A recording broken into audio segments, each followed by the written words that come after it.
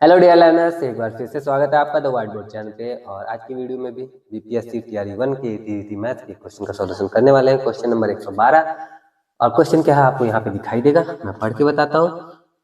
यदि रेखाखंड x Y त्रिभुज एबीसी की भुजा एसी के समांतर है तथा यह त्रिभुज को समान क्षेत्रफल वाले दो भागों में विभाजित भी करता है, तब अनुपात ए एक्स बटा ए बी क्या होगा, ये हमसे पूछा जा रहा है। ये क्वेश्चन बहुत इंटरेस्टिंग है और जिनका जियोमेट्री साइड थोड़ा सा वीक होता है ना, उनके तो भाई बैंड बजा देगा। लेकिन उतना मुश्किल नहीं है जितना, अगर मतलब जिनका वीक है उनको लग रहा हो बहुत मुश्किल है, तो मुश्किल भी नहीं है, 2 मिनट में समझ में आएगा। देखो कैसे कर रहा है। सबसे पहले इस तरह के क्वेश्चन में आप शेप बना लो, जो भी शेप आपको बनाने के बोल रहा है वो आकृति जब बना लोगे, रचना कर लोगे तो ज्यादा आसान हो जाएगा समझने के लिए हमारे पास में। जैसे यहाँ पे त्रिभुज एबीसी की बात कर रहा है, तो हम त्रिभुज एबीसी पहले बना लेते हैं। ये एक त्रिभुज हो गया हमारा और इसका नाम हम रख लेते हैं ए बी और सी। और उसके आगे बोला है कि एक्स वाई जो है त्रिभुज ए बी सी के भुजा ए सी के समांतर है। तो एक्स वाई जो है वो ए सी के समांतर है। तो ए सी के समांतर एक काम करते हैं, यहाँ से इसको हटा दो, ए बी और सी इस तरह से बना लिया हमने, ताकि एक्स वाई जो है अगर हम यहाँ पे बना ले तो वो ये एक्स और वाई भुजा एक्स वाई त्रिभुज ए बी सी में ए सी के समांतर है। तो ये जो वाली जो भुजा वो इसके समांतर में है। आगे बढ़े, आगे क्या लिखा हुआ है, यह त्रिभुज को समान क्षेत्रफल वाले दो भागों में विभाजित करता है। यानी कि ये वाला भाग जो है और ये वाला जो भाग है, इन दोनों का जो क्षेत्रफल है वो बराबर है। ध्यान देना, ये त्रिभुज की आकृति है और ये जो आकृति है ये एक समलंब कहते हैं, इसको क्या कहते हैं, समलंब भी कहते हैं। जो भी है चतुर्भुज है ये, ठीक है। तो ये त्रिभुज है और ये चतुर्भुज है और इन दोनों का जो क्षेत्रफल है वो बिल्कुल बराबर दिया गया है, क्योंकि यहाँ पे कहा गया है कि एक्स वाई त्रिभुज ए बी सी में ए सी के समांतर है और दो समान क्षेत्रफल वाले भागों में विभाजित भी करता है, ठीक है। और आगे हमसे पूछा गया कि अनुपात बताइए ए एक्स बटा ए बी, यानी कि भुजा ए एक्स बटा ए बी का जो अनुपात है वो क्या है, ये हमसे पूछा जा रहा है। और ऑप्शन भी बड़े खतरनाक खतरनाक से, आप सॉल्व करने की कोशिश करोगे तो शायद प्रॉब्लम आ सकती है। तो हम इसको करेंगे कैसे? तो सबसे पहले तो मैं आपको कुछ नियम बताना चाहूंगा जो कुछ इस तरह से है कि जब इस तरह का कोई त्रिभुज बनता है और त्रिभुज में किसी भुजा के समांतर कोई भुजा होती है, जो त्रिभुज में किसी भुजा के समांतर कोई भुजा होती है, तो इस तरह से जो है ना दो त्रिभुज बन रहे हैं। एक त्रिभुज हमारा ये छोटू सा प्यारू सा और दूसरा त्रिभुज ये बड़ा सा जो पहले से था। तो ये दोनों त्रिभुज जो होते हैं ना, वो दोनों त्रिभुज एक दूसरे के समरूप होते हैं। तो त्रिभुज यहाँ पे जो दो बन रहे हैं, त्रिभुज ए बी सी और त्रिभुज X B Y, A B C X B Y, ये दोनों के त्रिभुज जो है ये दोनों के दोनों समरूप हैं। और समरूप वाला चिन्ह हम इस तरह से बनाते हैं। कुछ समरूप त्रिभुजों की विशेषता होती है कि उनकी भुजाओं का जो अनुपात होता है ना, उसका जो वर्ग होता है वो उसके क्षेत्रफल के अनुपात के बराबर होता है। ध्यान देना, भुजाओं का अनुपात, कौन सी भुजाओं का अनुपात? तो संगत भुजाओं का जो अनुपात होता है वो उसके क्षेत्रफल के, दोनों त्रिभुजों के क्षेत्रफल के अनुपात के बराबर होता है। तो हम क्या ध्यान दे रहे हैं? संगत भुजाओं का अनुपात हमें मन में रखना है ध्यान से। तो यहाँ पे एबीसी लिखा ना, तो ए बी के संगत कौन सी भुजा होगी? वो एक्स बी होगी।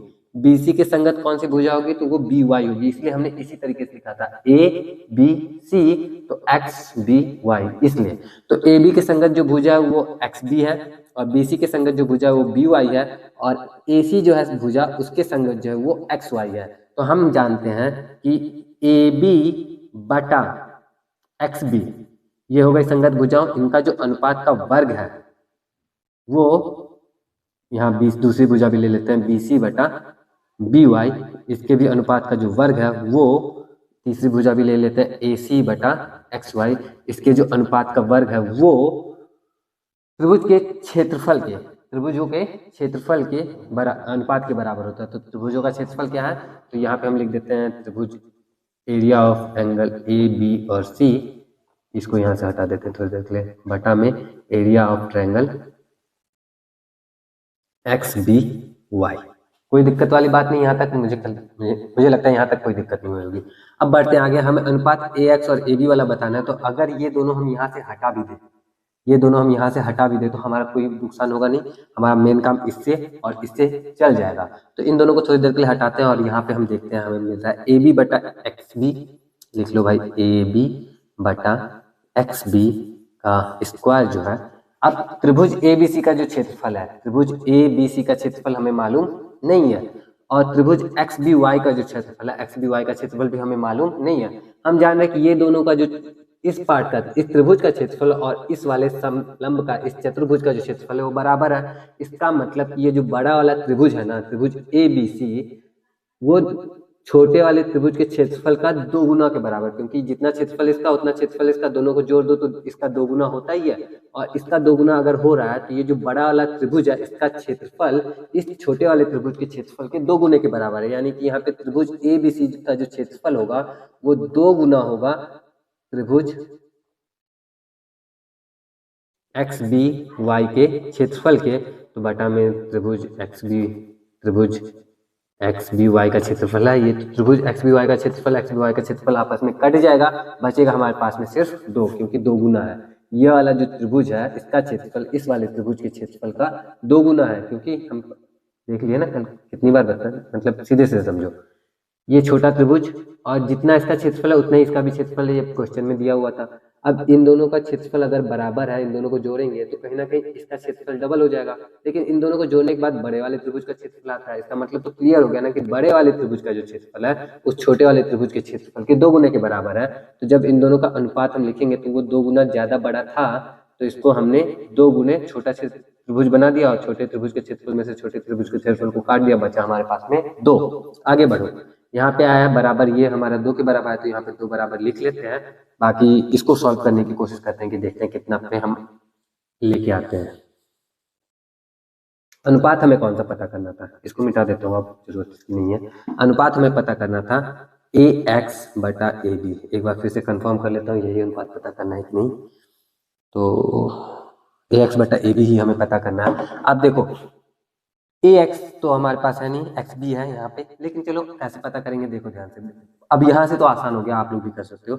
ये ए बी बटा एक्स बी का स्क्वायर है।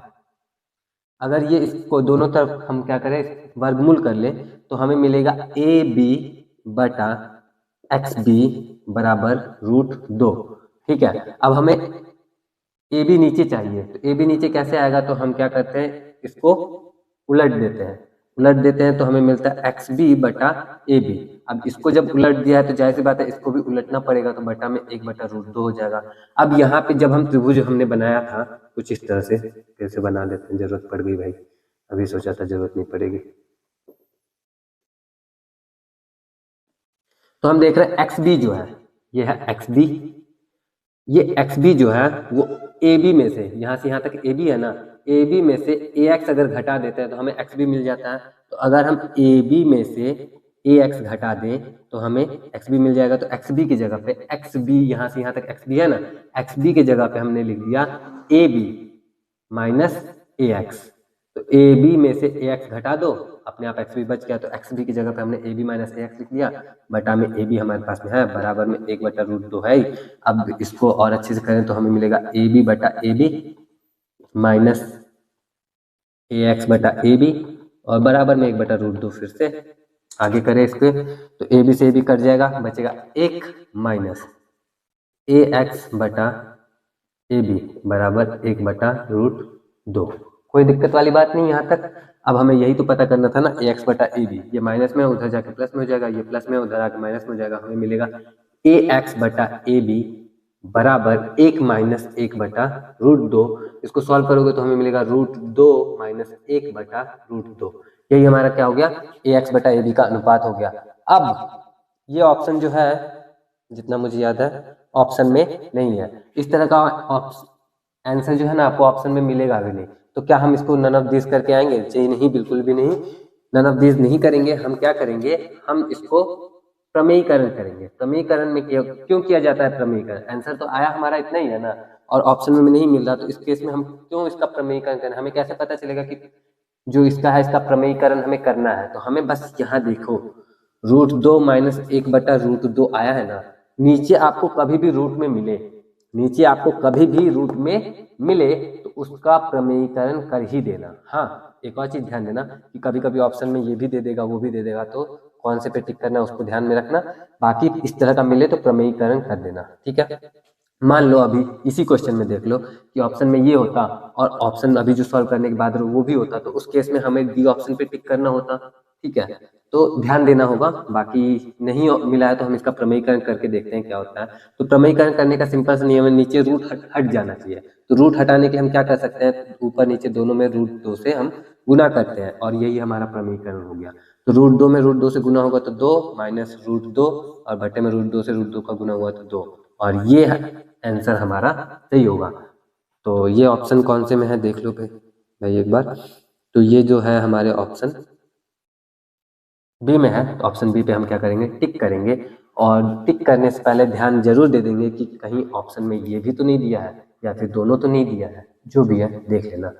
बस यही हमारा इस क्वेश्चन का सॉल्यूशन था। उम्मीद करता हूँ कि आपको अच्छे से समझ में आया होगा।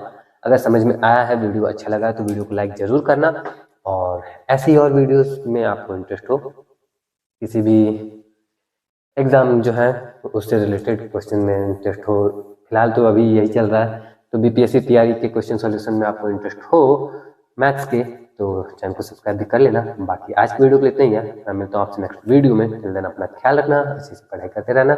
जय हिंद।